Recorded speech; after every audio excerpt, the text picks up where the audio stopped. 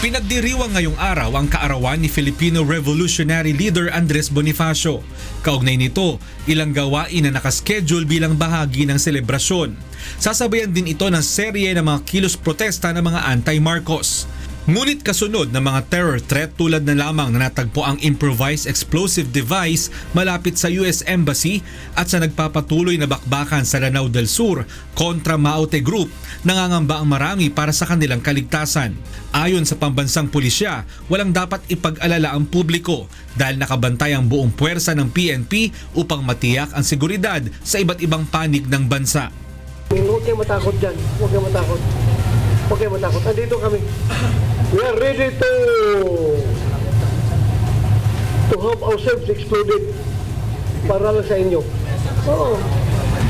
Kaya namin yung yakapin yung bomba na yan. Kami mismo magpapasabog para lang masafe yung ating taong bayan. Huwag kayo mag-alala. Ready kami. Tiniyak rin ng PNP na mahigpit ding babantayan ang mga lugar kung saan isasagawa ang mga protest rally na mga tutol sa pagpapalibing kay dating Pangulong Ferdinand Marcos sa libingan ng mga bayani.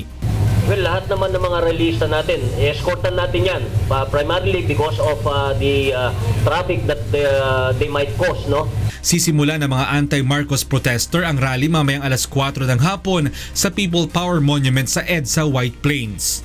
Mon Hocson, UNTV News and Rescue, Quezon City.